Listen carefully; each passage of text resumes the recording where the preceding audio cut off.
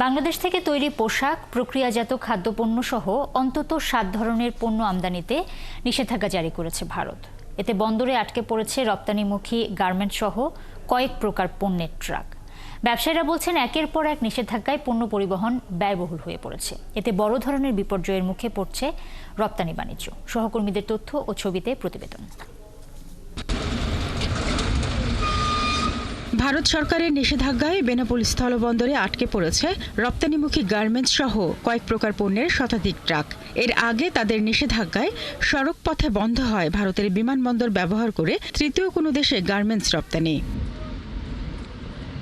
ব্যবসায়ী ও বন্দর সংশ্লিষ্টরা বলছেন, একের পর এক নিষেধাজ্ঞায় পণ্য পরিবহন ব্যয়বহুল হয়ে পড়ায় বড় ধরনের বিপর্যয়ের মুখে পড়ছে রপ্তানি বাণিজ্য।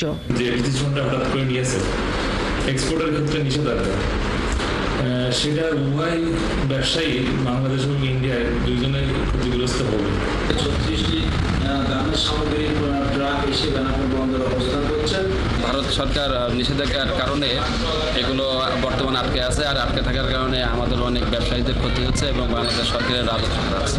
এদিকে ব্রাহ্মণবাড়িয়ার আখাউড়া স্থলবন্দরে সয়াবিন তেল নিয়ে অপেক্ষা করছে 7টি গাড়ি। ব্যবসায়ী ও বন্দর সংশ্লিষ্টরা জানান, প্রতিদিন প্রায় 40 লাখ টাকার প্রক্রিয়াজাত খাবার, পিভিসি সামগ্রী, প্লাস্টিক সামগ্রী, তুলা এবং ফলের জুস রপ্তানি হয় এই বন্দর দিয়ে। আর তাই রপ্তানি বন্ধ হলে বন্দরের রপ্তানি আয় কমবে অনেক গুণ। তবে স্থলবন্দর কর্তৃপক্ষ জানায়, নিষেধাজ্ঞার খবর পেলেও দাপ্তরিক কোনো চিঠি পাননি তারা। রবিবার তৃণমূল এক্সপোর্ট কম হয় রবিবারে, তারপর আজকে মাছের গাড়ি ছিল, মাছ এক্সপোর্টের সয়াবিন তেলের গাড়ি কিছু আছে, ওগুলো যাবে।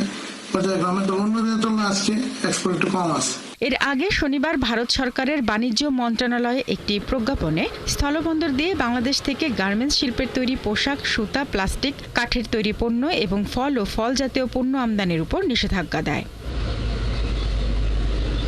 শারমিন স্বপ্না, ৭১।